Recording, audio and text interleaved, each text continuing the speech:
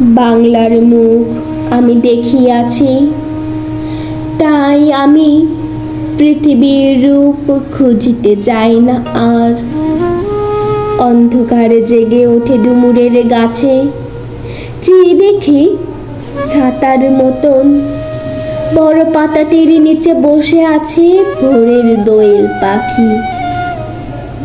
চারিদিকে চেয়ে দেখি পল্লবের স্তূপ, জাম, বট, কাঁঠালের, হিজলের, রসথের করে আছে চুপ।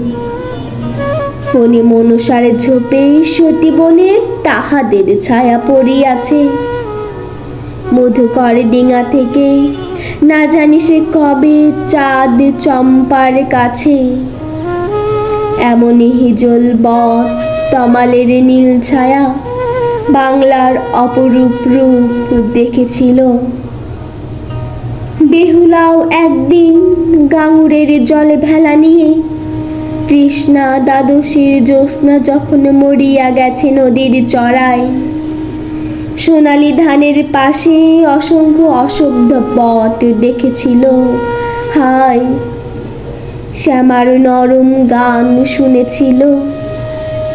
একদিন অমরাই গিয়ে ছিন্ন খঞ্জনার মতো যখন সে নেচেছিল ইন্দ্রের সভায়।